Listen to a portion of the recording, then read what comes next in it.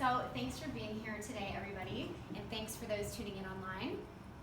My name is Megan Carpenter. I'm a certified nutrition therapy practitioner and just finishing up the MNT program. So this is like the last thing I have to do for the MNT program, so I'm ready to just get it over with and be done.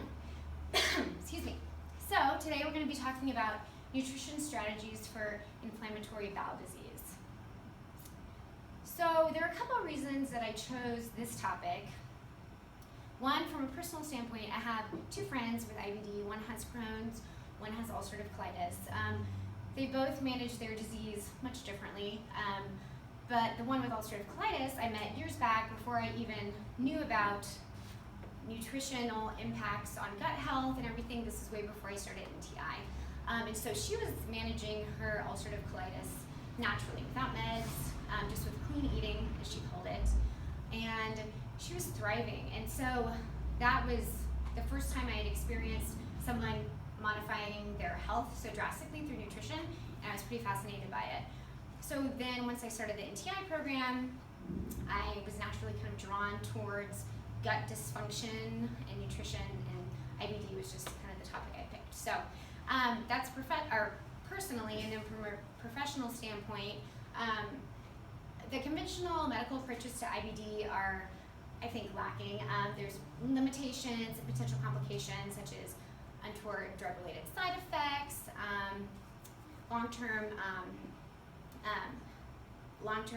unsustainable long-term efficacy. So a lot of times the drugs stop working, people become, their tolerance builds, and then a lot of times you get patient non-compliance because they don't want to keep taking these drugs that are producing these side effects, which are like a long list of side effects. Also, it can be cost prohibitive. Sometimes the last step in treatment is surgery, and that's really invasive, and it can be also very expensive. So because of these things, natural therapies, or the interest in and demand for natural therapies, is increasing. Also, a lot of these approaches, like diet manipulation, nutrient-targeted therapies, are not well understood, I think, by IBD patients and clinicians alike. So it's really important for us to understand the benefits, but also the risks and the downsides, which a lot of people aren't aware of, which I'll talk about today. So my goal with this paper and the presentation today is to serve as a review of the literature on the subject and evaluate the effectiveness of specific dietary interventions and nutrient-centered protocols. So that's what we're going to do. So our outline, so we'll talk about IBD briefly. Then I'll talk about the triad of pathophysiological processes. We'll get into exclusion diets. So we're going to touch on the Specific Carbohydrate Diet, the low FODMAP Diet, and the IgG-guided exclusion diet. Then we'll go into specific nutrients that modify the gut-associated lymphatic tissue and the microbiota. So we'll talk about omega-3, omega-6 fatty acids, curcumin, vitamin D, and probiotics. And then we'll conclude. And if you guys have any questions throughout, feel free to just ask, raise your hand and ask. Don't have to wait till the end, unless you want to. All right.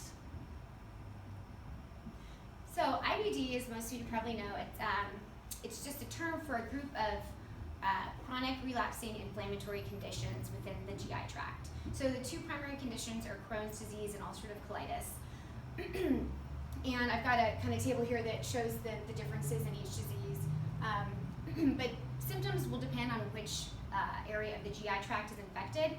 So in Crohn's, inflammation can occur anywhere from the mouth to the anus, whereas with ulcerative colitis, it's relegated to the colon or the large intestine. Also with Crohn's, you can have damage to all layers of the GI tract, whereas with ulcerative colitis, it's contained to usually the mucosa and the submucosa, so not as deep of damage. The incidence of IBD is on the rise, as with a lot of autoimmune inflammatory conditions in the US and in other developed countries. About 3 million Americans have IBD, so that's 1.3% of American adults. The cause is not completely understood. As with a lot of conditions, they say that genetics loads the gun, environment pulls the trigger, so it's a mix of different factors. Two researchers, I think they're Italian, Danese and Fiocchi, I think summed it up really well. It's an inappropriate immune response that occurs in genetically susceptible individuals as a result of a complex interaction among environmental factors, microbial factors, and the intestinal immune system. So the interaction of these factors is part of what we're going to get in today. So I talked about a little bit before, conventional treatments for IBD, they usually target the inflammatory process instead of the root cause. So pharmacological therapy is kind of the first line of defense. Then you've got temporary diet changes, which we'll talk about a little bit.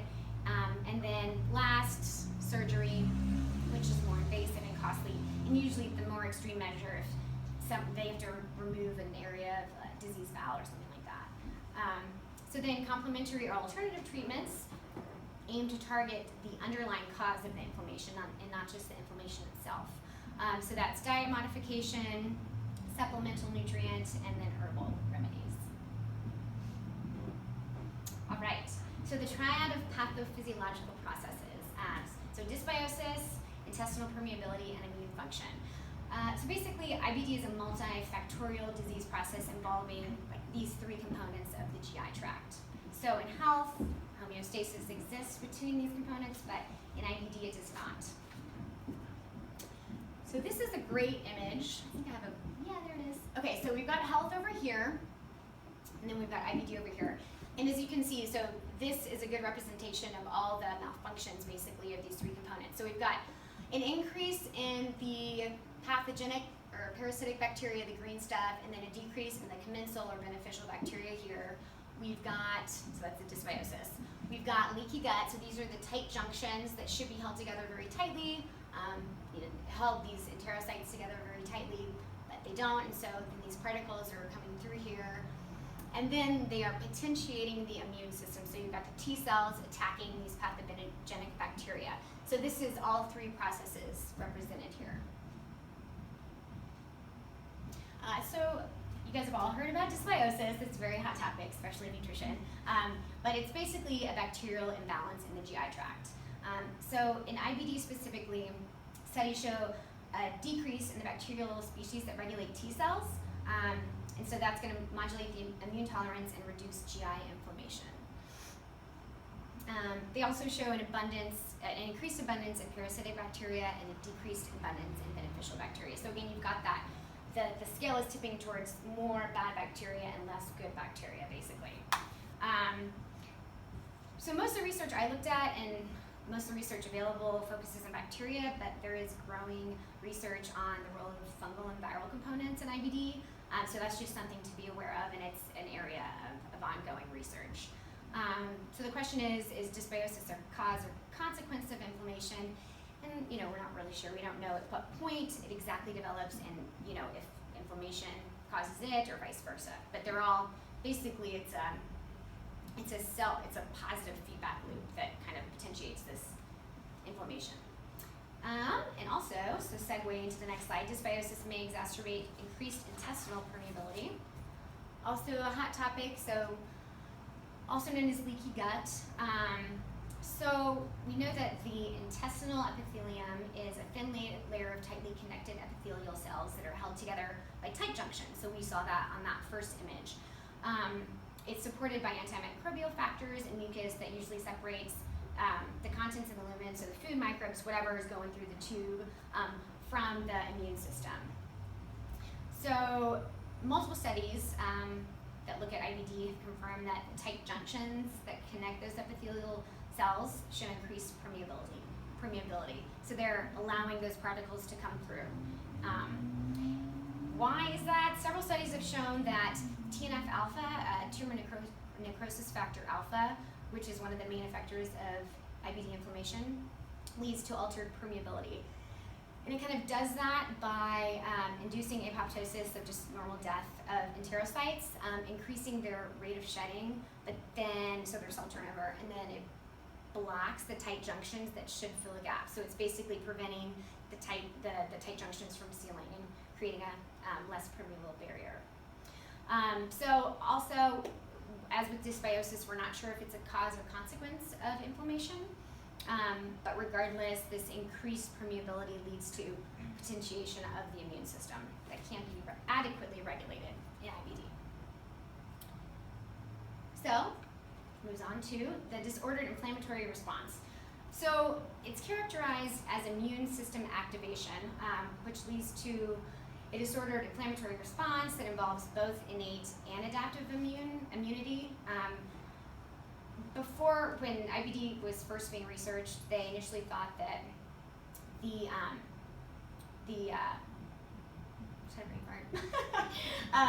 adaptive immune response was considered to be the major factor in IBD pathogenesis, but they've now discovered with advances in genetics and immunology that the innate immune response is actually equally as important as inducing the GI inflammation.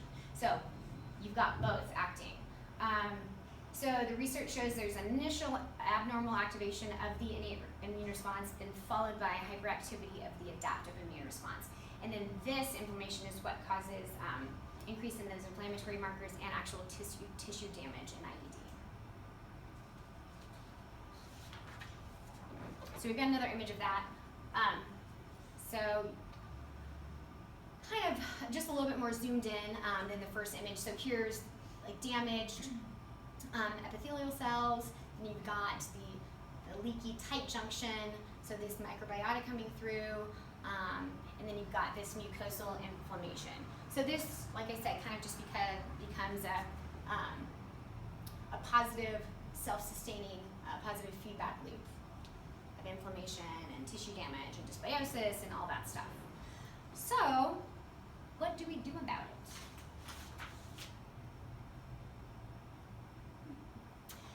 So there are quite a few diets that have shown clinical success in IBD.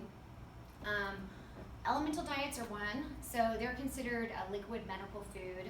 They're just pre-digested macro and micronutrients in a liquid form that you typically ingest orally. This can be done in a hospital setting or outpatient. There's stuff you can buy, like this Integrative Therapeutics brand. I think that's a pretty new one on the market.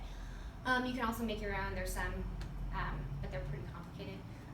So they are effective in inducing remission, but then once transition to a normal diet occurs, remission stops, basically, and they go back to symptomatic. Their symptoms recur. So the other thing with these elemental diets is they taste terrible, I have heard. I haven't tried it myself, but people say they're disgusting. They're also very expensive. So patients, because they taste bad, and like no one wants to eat a liquid diet for more than, even a few days, but you need to be on it for a couple weeks to really get the induction into remission, and patients just don't want to stay on it that long. So some downsides there. Then we've got parenteral nutrition, so that's nutrients given through an IV. That's obviously done in a hospital setting, and it's a temporary measure that they do usually in extreme cases, where people aren't able to digest or absorb anything, and so they're just bypassing the whole GI tract altogether. There's also low residue, which is just low fiber diets. Those are typically used in Crohn's disease, where people have strictures, so that's just a narrowing of the colon. So the idea there is just they're trying to reduce the bulk of the stool, so that it can pass more easily through that narrowed section. And then we've got exclusion and restriction diets, and I kind of use those terms interchangeably. There are a lot of those, and they vary in what they restrict, but the ones we're going to talk about today are the low FODMAP diet, the specific carbohydrate diet, and then the IgG-guided exclusion diet. And so the first two obviously restrict carbs, and we'll talk more about that. So you might be thinking, like, why compare these two? Why did I choose these? So the low FODMAP diet and specific carbohydrate diet, there's a lot of overlap there, and I think people are confused about the differences, and the benefits and the risks, which I think is the most important thing that we're going to kind of go over today that a lot of people don't know about. And I think a lot of people, patients alike, patients and clinicians alike, patients really, they go out and they buy a book and they try to implement this diet all on their own, and it's really hard to do, and they probably don't understand the long-term consequences that some of these diets can have. Also, I think from a standpoint for us as nutritionists and nutrition-oriented healthcare practitioners, it's an intervention that we can really make a big difference in these people's lives and improve their overall health and reduce their symptoms and hopefully get them into remission. So I think it's really important for us to have a good understanding of these two. So the low FODMAP diet, so this was developed out of Monash University in Australia, and they have a great app if you're interested in finding out more about this diet. I think you have to pay a couple bucks, but it's really helpful for figuring out the foods you can eat, because as you'll see, it's not intuitive what foods are allowed or excluded. And so I think for anyone who wants to implement this for themselves or for a client, it's a great app to get. So it limits foods that are fermentable, oligosaccharides, disaccharides, monosaccharides, and polyols. So you can kind of see the breakdown of those categories here. So essentially, it's just carbs that ferment in the intestine.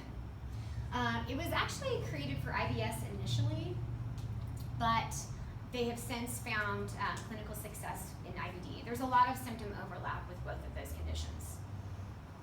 But in IBD, there is because of the tissue damage, where in IBS, that's not the case, it's just the symptoms. So this is a great, she's a registered dietitian nutritionist, Kate Scarlotta. She has a great website here and with a lot of resources on the low FODMAP diet. I just put this one up. It's kind of a guideline that she created for foods to avoid that are high in FODMAPs. So if someone doesn't want to get the app or something, they can also use hers as a resource. She has other guides that talk about what you can eat and that sort of thing. She's done a lot. I've watched her speak at a couple of conferences, and she's really knowledgeable. So the hypothesis for the diet is this: poor absorption of short-chain carbs in the small intestine leads to all those symptoms: gas production, bloating, abdominal distension, just due to that rapid fermentation and osmotic action of the carbs. They pull a bunch of water into the intestine. So studies show, in IBD particularly, that by reducing this fermentable carbohydrate load in liquid in the large intestine reduces the GI symptoms, the gas bloating. It also alters the colonic luminal environment, which is really interesting, specifically the type and diversity of the intestinal microbiota. So this change has positive short-term benefits, which include, putting a person into remission. But as we'll talk about, there are downsides long-term that we'll discuss. So meta-analysis concluded that adherence to a low FODMAP diet leads to overall improvement of functional symptoms associated with IBD, and an overall improvement in quality of life scores. So great research to demonstrate the effectiveness of a low FODMAP diet in IBD. So the specific carbohydrate diet was initially developed in the 50s by a gastroenterologist, and he was using it to treat celiac disease.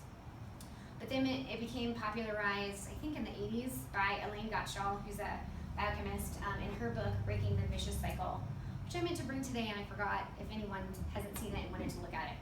But it's great, and there's a website also for this book. So it also limits certain carbs, complex carbs that ferment in the colon and produce all those symptoms: bloating, abdominal pain, and diarrhea.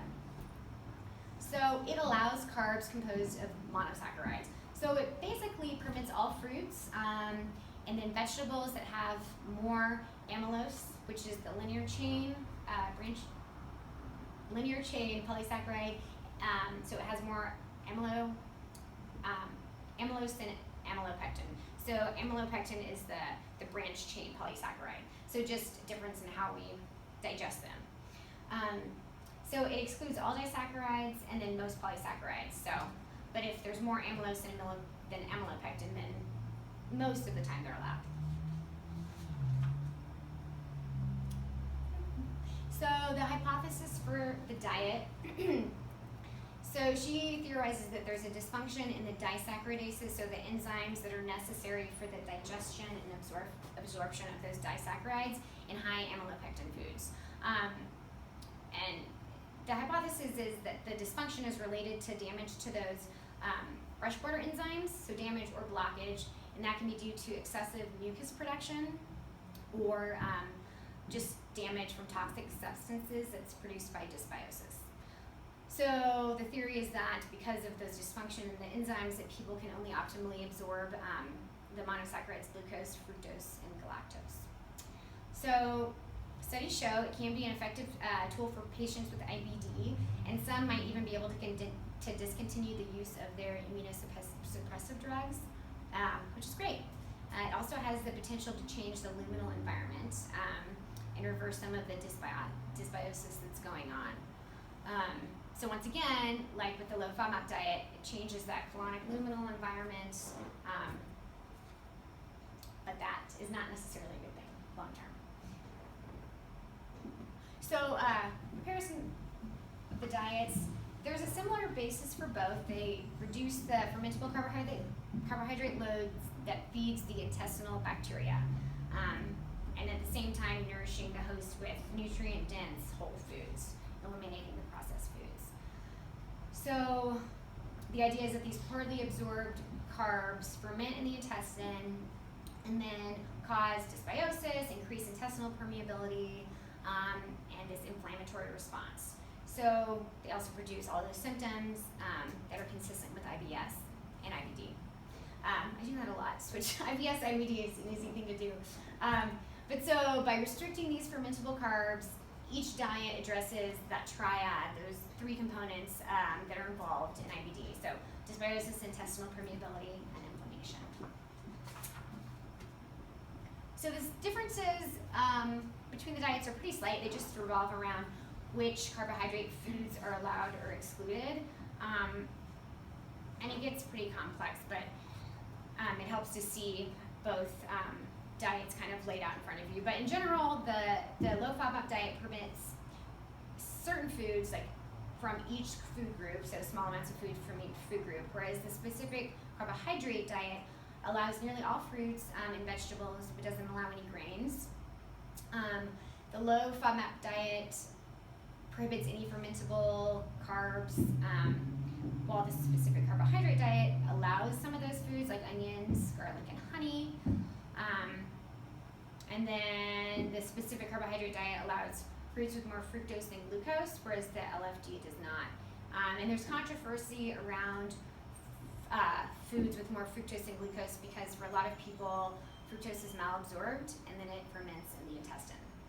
So, but yeah, like the specific carbohydrate diet, I would say, is a little easier to follow because you can eliminate all the grains, but low FODMAP diet is just not intuitive, and it's like you can eat broccoli but not cauliflower, so you really need to have a guide and follow it pretty exact. So, the more exciting part of the diet comparison is the downsides and risks. So, obviously, takes extra time to follow these diets. The cost is not really is not a direct cost, it's more of an indirect cost related to the time involved. So planning, understanding the diet, learning about it, prepping, all that stuff. But when you're buying the actual food and preparing it at home, it's pretty much the same cost monetarily as a normal diet. There's obviously psychosocial consequences. So this can cause added stress, obviously, for anyone, and it can impact your social life. If you would really enjoy going out to dinner with your friends and you're on this really restrictive diet, obviously, like, that can be a problem, and you don't want to create more stress. You're trying to prevent stress, right? Also, and I didn't mention this before, there's studies that show that stress can actually exacerbate intestinal permeability and disrupt those tight junctions, so you want to avoid stress for multiple reasons. It can also create what's called the dietary cripple, so that's just where people are so focused on what they can eat that they're really scared to try anything else, and they're like basically eating 5 foods and that's it. So then that can lead to nutritional inadequacy.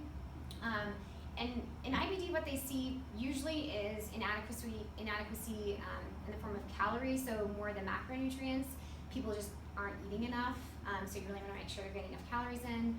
And then the micronutrients usually are pretty comparable to a standard diet except calcium, and that's probably because they're not hardly eating any dairy or like leafy greens or other sources of calcium. So supplementation is smart. I mean, multivitamin when you're doing this. Also because a lot of people with IBD, they have compromised digestion and absorption anyway, so you want to get them those added nutrients. And then this is the bigger one, the one of most concern is the unfavorable change in the microbiota. So we talked about that. Change in the colonic luminal environment does induce remission, which is great, but there are long-term effects to that. So what they've seen is there's a notable reduction in butyrate, and so butyrate is that short-chain fatty acid that the enterocytes use as their primary fuel source. So that's what, your gut lining is basically using to heal. So by reducing butyrate, you're essentially not giving the cells, the food they need to heal and turn over. A study recently published about that said it's of particular interest in IBD, not just because it serves as that energy source, but butyrate has also been shown to mediate mucosal immune responses, restore the mucosal barrier function, and reinforce those tight junctions. So it's a pretty essential fatty acid to have in your gut. Another concern is the marked reduction in bifidobacteria. So bifidobacteria is the commensal beneficial bacteria in your gut. So 5 studies recently investigated the effect of a 4-week low FODMAP diet on the microbiota in your gut. And what it showed is that a 50% reduction in FODMAPs led to a 6-fold reduction in relative abundance of bifidobacteria compared to controls. So that's a pretty significant amount in just a 4-week period of time. So imagine someone staying on these diets for a year. What is their bacteria culture look like? So what does that mean, and what do we do about that? So practical applications for these diets. They really should be thought of as effective short-term solutions to induce remission. People should not stay on them for months on end. So experts usually agree, usually 2 to 6 weeks is enough time, but it could be a couple months just depending on the individual and the severity of their case. So you want to be on the diet until symptoms subside.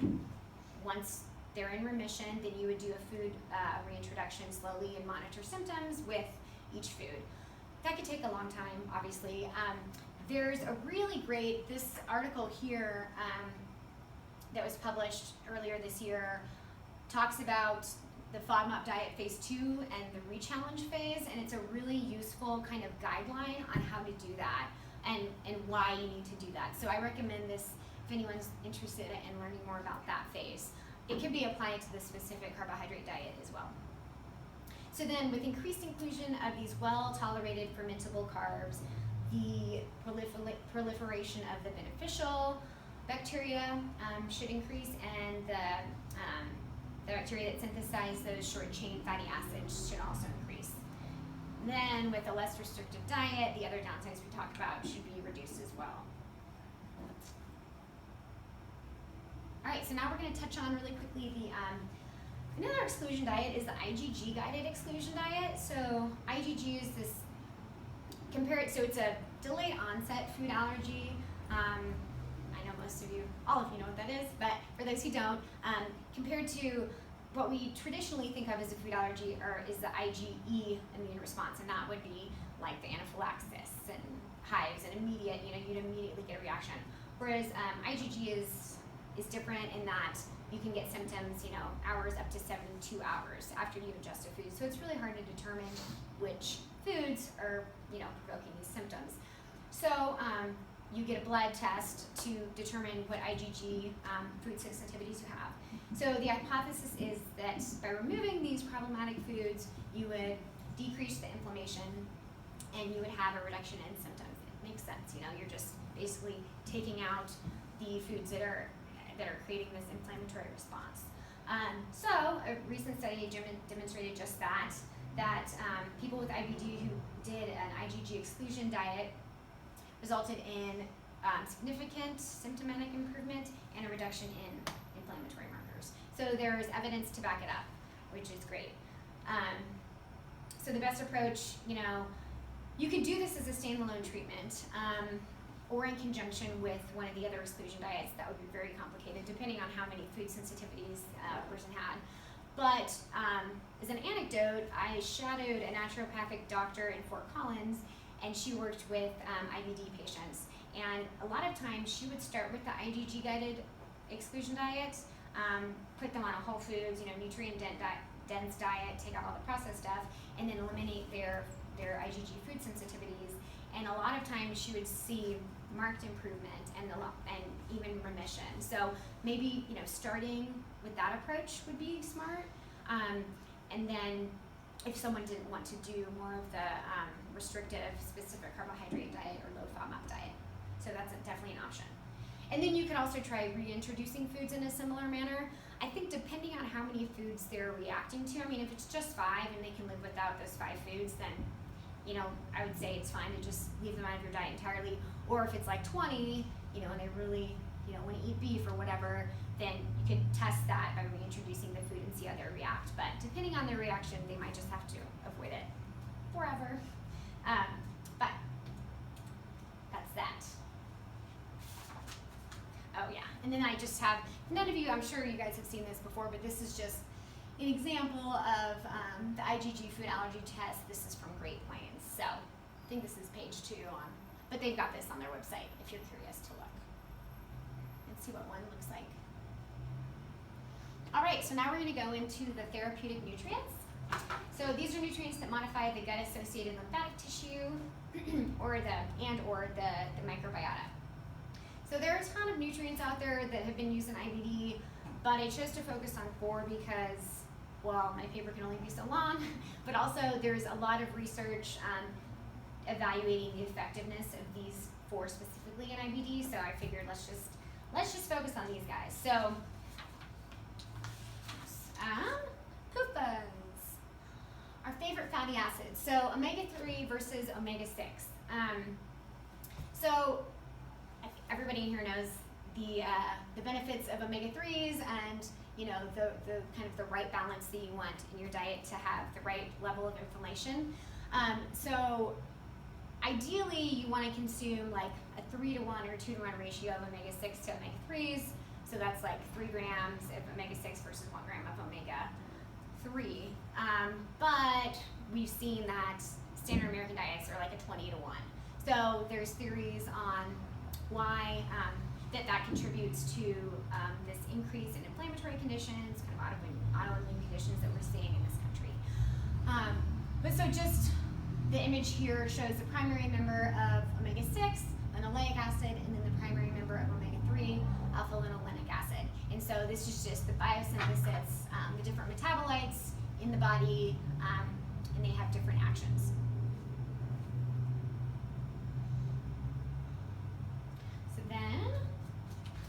So PUFAs are thought to influence immune function through several different mechanisms.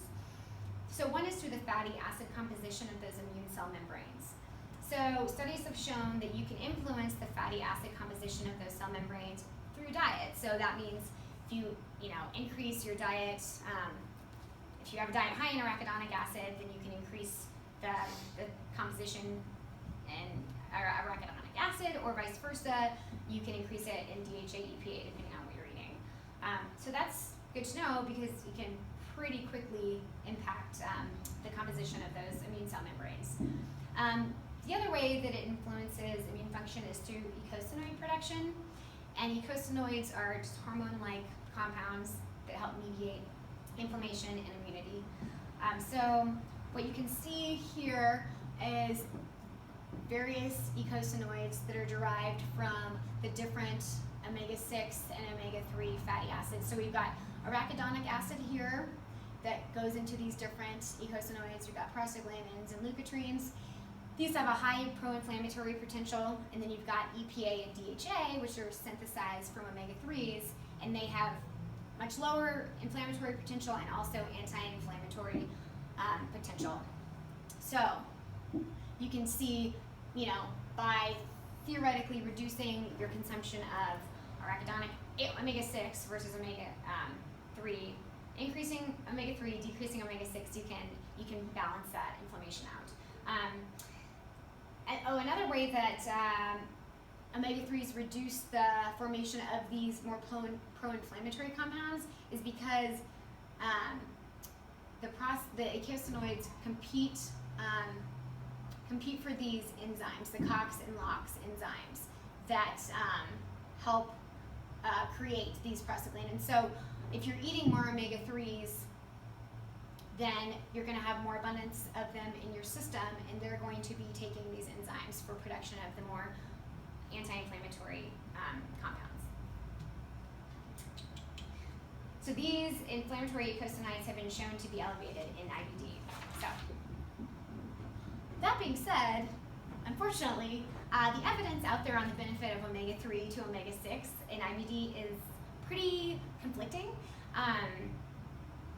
There's a ton of information showing the benefit of omega-3s on inflammation, but just for whatever reason, in IBD specifically, it's lacking. So because of theories on why that is, but I think this article on TAP Integrative summed it up really well and makes great points. So this sentence I bolded, in patients with IBD, in order to achieve a local anti-inflammatory effect in the colon, it can be necessary to prescribe as much as 4.5 grams of EPA or 2.25 grams of DHA daily of fish oil.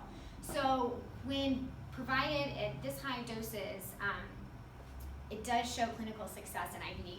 So a lot of the studies that meta-analysis looked at probably just weren't using a high enough dose of fish oil. So that's something I think that's really important information to know. That seems like a lot of fish oil, so someone would have to take like 6 to 10 capsules a day to get that therapeutic effect. But there is a product, I know Zymogen has a product that's pretty new called Monopure, and clinical studies have shown it to be 3 times more bioavailable than the other fish oils on the market. So you'd only have to take maybe 3 or 4 pills a day to get that therapeutic effect. So that's really not as bad. But so yeah, used at those levels, they have shown clinical efficacy. So next one is curcumin. So this is like the magical herb that's anti-everything. It's like anti-carcinogenic, anti-inflammatory, antibacterial, all that good stuff. So it's the active ingredient in turmeric. So studies in IBD show a bunch of different mechanisms of action of how it reduces inflammation. It inhibits the expression of inflammatory cytokines. It controls certain transcription factors. NF-κB, nuclear factor kappa beta, particularly in IBD, the colonic inflammation is mediated by NF-κB and marked by increased production of some inflammatory eicosanoids. So by suppressing that transcription factor, it reduces production of those inflammatory cytokines and reduces markers of oxidative stress. So then I found this article I found by the Cochrane Collaboration, which is a really highly respected organization that does a ton of research. They concluded that curcumin may be safe and effective to maintain remission in IBD. So that's a testament to its effectiveness in IBD. So an optimal dosage hasn't yet been established, but it's considered safe at doses as high as 8 grams a day, and therapeutic efficacy has been seen at 2 grams a day. So you could start at a lower dose and then just work your way up until you see some sort of symptomatic improvement.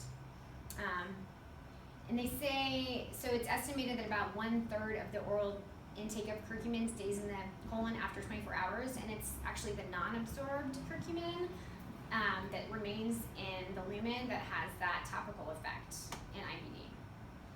So there are some contraindications. If someone has gallstones or bile duct obstructions, you want to be cautious with curcumin because it can actually cause gallbladder contractions.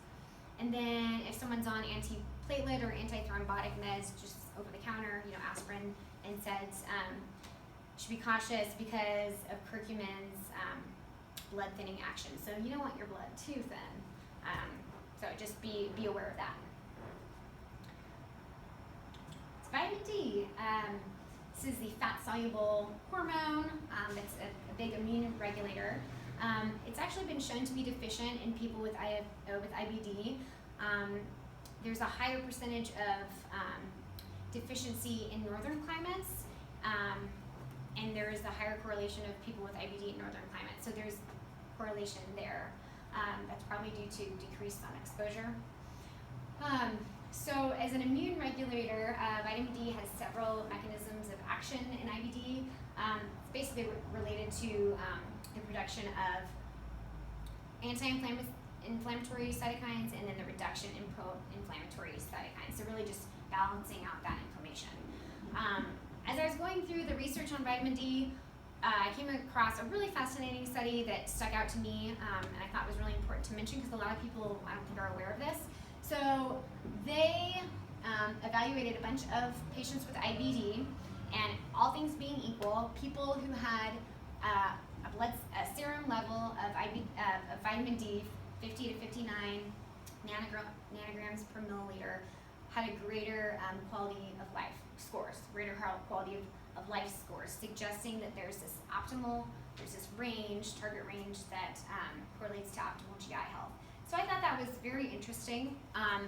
So the recommendation then would be, instead of blindly supplementing and giving someone 3,000, 6,000 IUs of vitamin D, you want to get their blood tested, and more than once a year. So get the test done, and then you can adjust supplements or food or outdoor activity accordingly until you really kind of hit that range.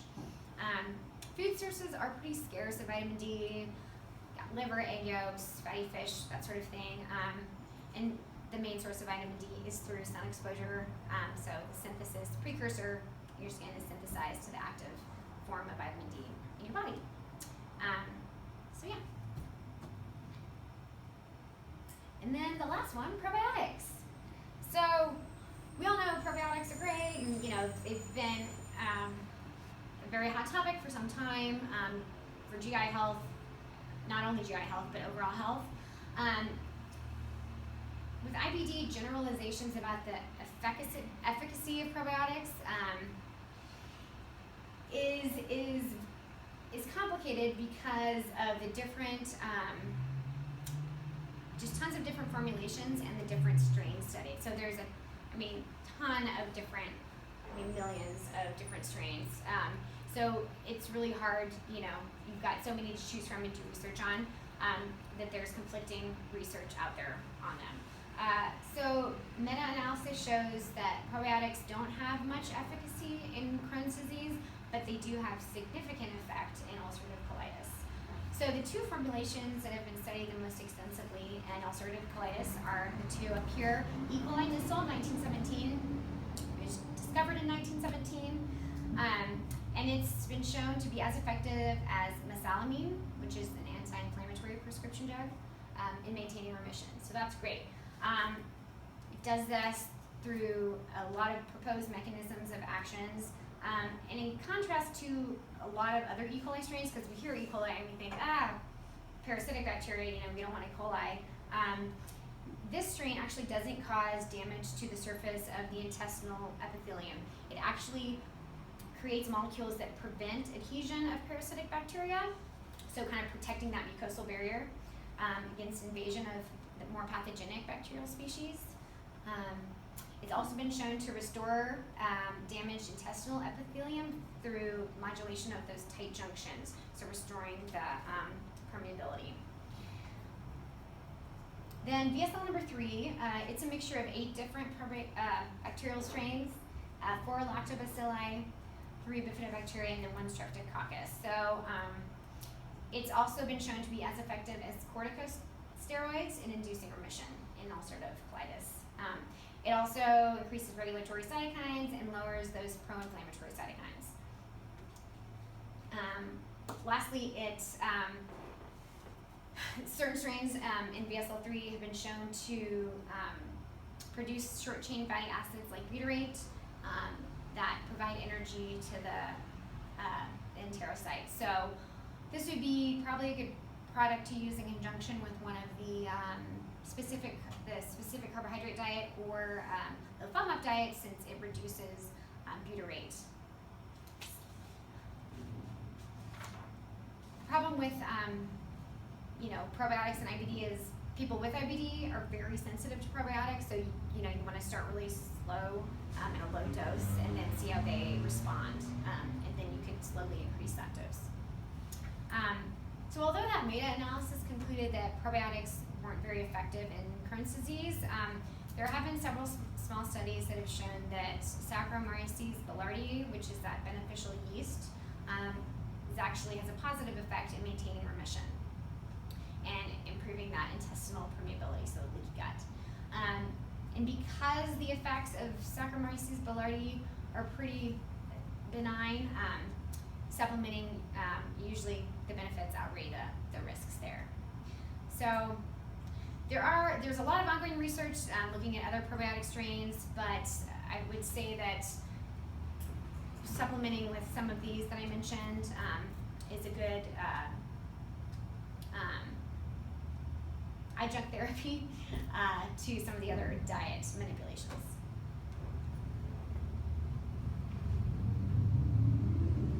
Oops, sorry, I forgot to do that slide. So in conclusion, I think what we've seen today is dietary interventions and nutrient targeted therapies can be effective treatment, more natural treatment in the management of IBD. So I think the big point I want to hit home about the restriction and exclusion diets is that they shouldn't be undertaken long term, and they should really be thought of as those short term solutions to induce remission. The nutrient targeted therapies can be used in conjunction with dietary manipulation or just as standalone treatment, depending on the case and what someone is willing to undertake. And I think natural approaches deserve consideration in everyone with IBD because they have the ability to reduce symptoms, to reduce dependency on medications with a long list of side effects, and they've been shown to improve patient quality of life.